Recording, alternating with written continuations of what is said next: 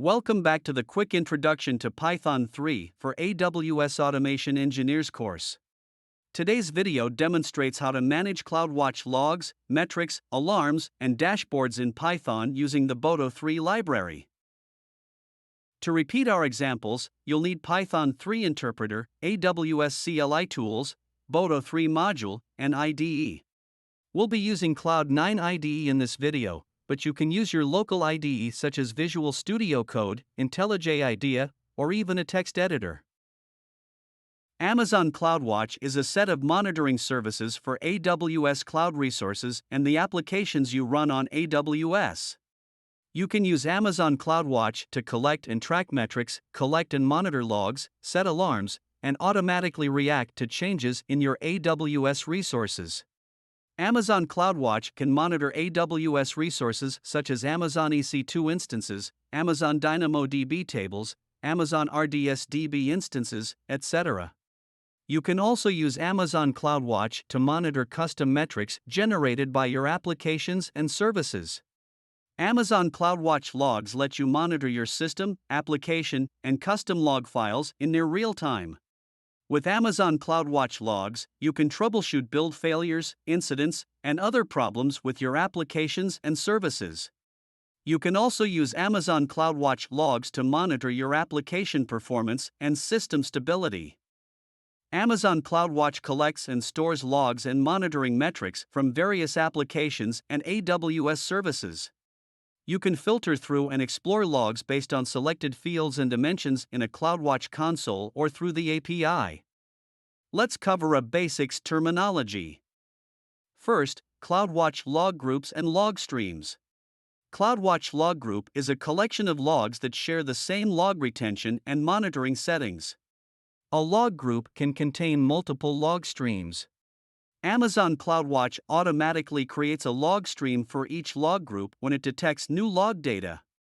Each log stream contains all the logged events from the application or system that generated the logs.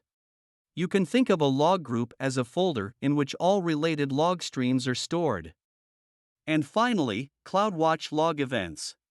Log events are the granular data packets that carry a timestamp and textual information about the activity. You're sending log events to log streams. As soon as we've covered the basics, let's move on to the practical examples.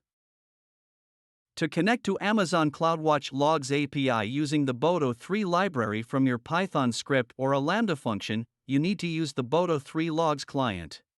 CloudWatch resources are not implemented in Boto3 library at the time of this video recording.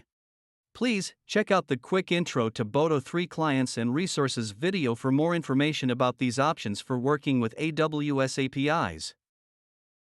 To create a CloudWatch log group, you need to use the Create Log Group method of the CloudWatch Logs Boto3 client and provide it with the name of the log group and optional tag information.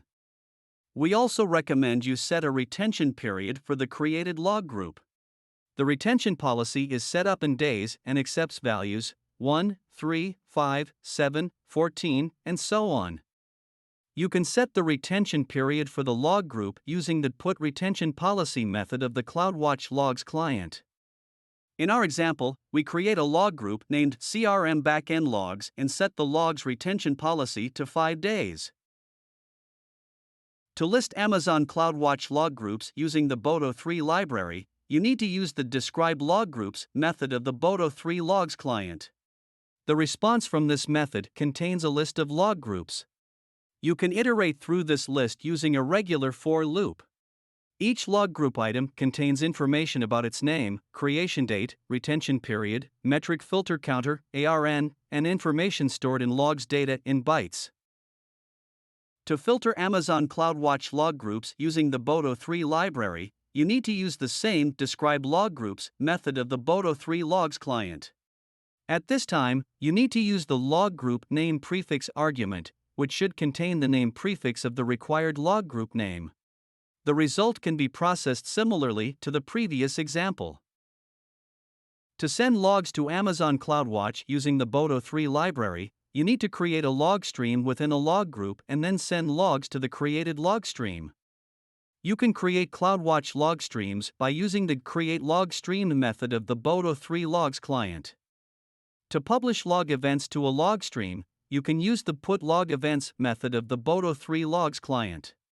This method takes 3 arguments: log group name, log stream name, and a list of log events. In our example, we're sending a random message from the list of messages to the application logs log stream in the CRM backend logs log group. You can read ingested CloudWatch logs using the getLogEvents method of the Boto3 Logs client. You need to provide the following list of arguments: the log group name, log stream name, and start and end time in the form of a timestamp. You can also read the logs from their earliest checkpoint, the start from the head argument, and limit the number of log items retrieved from CloudWatch using the limit argument. There are 2 attributes of the CloudWatch Log Group which you can update: the tags and the retention policy. You can modify these attributes using the following CloudWatch Logs client methods: tag log group and put retention policy. In this example, we're replacing the frequency tag value with 120 seconds and setting up the retention policy value to 14 days for the log group named CRM backend. You can delete the CloudWatch Log Group by invoking the Delete Log Group method of the Boto3 Logs client. This method accepts only one argument, the log group name. Now, let's look at how we can work with CloudWatch metrics. CloudWatch metrics represent data about your system's resources and applications' performance.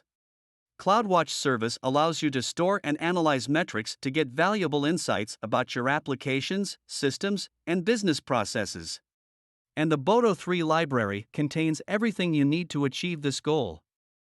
To connect to Amazon CloudWatch Metrics or CloudWatch Alarms API using the Boto3 library from your Python script or a Lambda function, you can use the Boto3 CloudWatch client or Boto3 CloudWatch resource.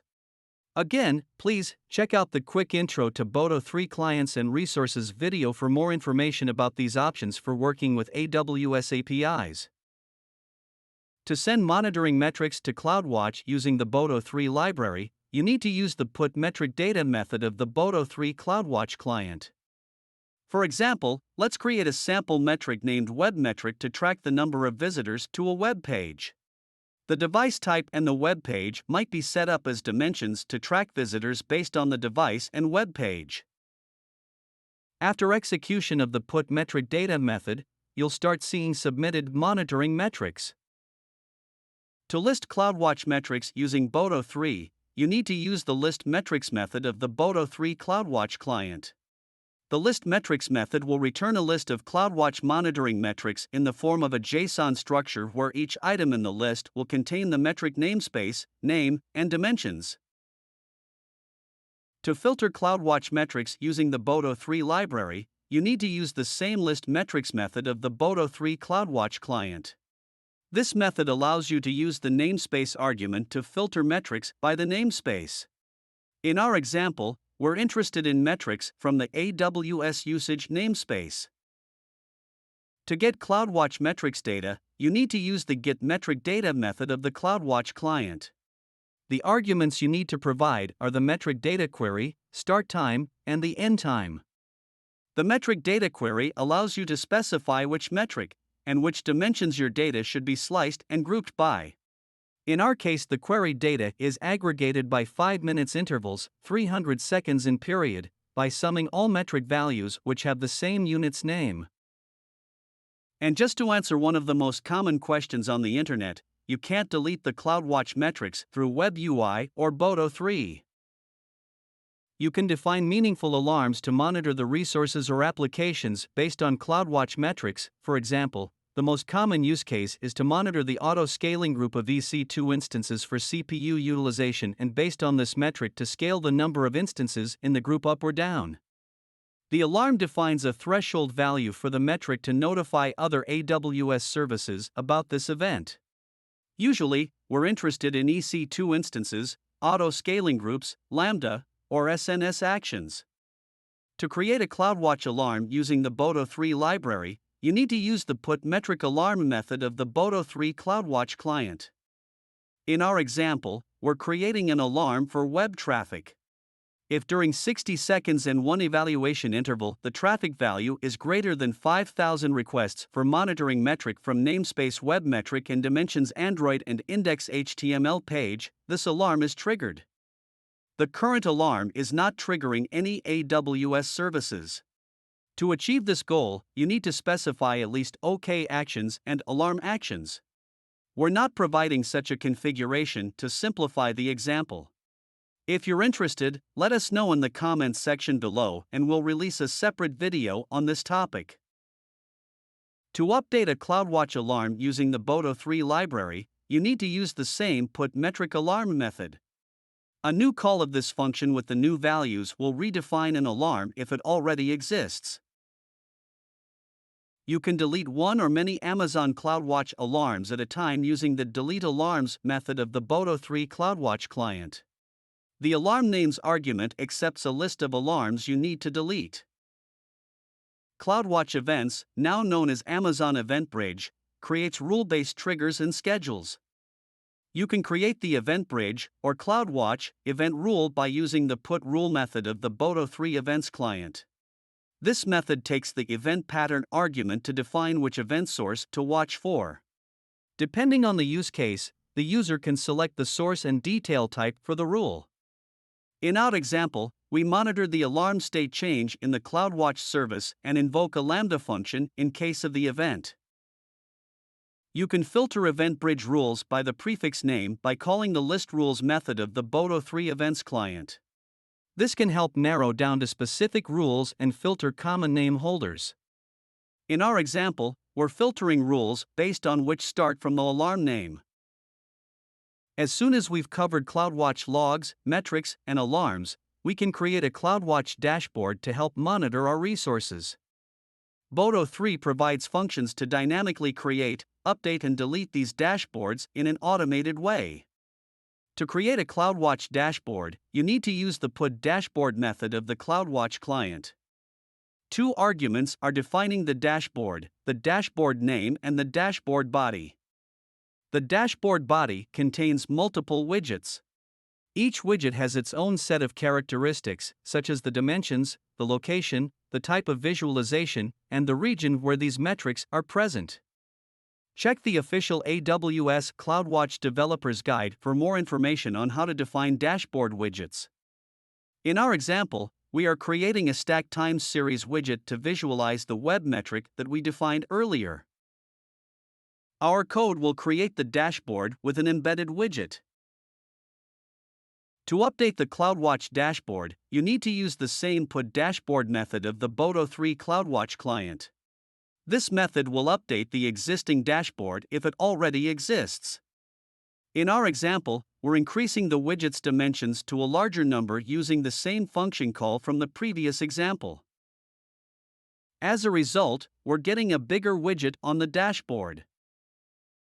To delete one or many CloudWatch dashboards at a time, you need to use the delete dashboards method of the Boto3 CloudWatch client. This method accepts the dashboard names argument in the format of the Python list containing dashboards names. That's all we wanted to cover in this video. For more information about this topic, please check out the official AWS and Boto3 documentation. These resources are the most up-to-date sources of information. Please let us know in the comments section below if you'd like more information about specific operations with Amazon CloudWatch or any other AWS services using Python and Boto3 library. Don't forget to subscribe to our channel and press the like button. This will help us to publish and spread more educational hands-on content related to cloud automation for the community. Thank you for your attention and stay tuned.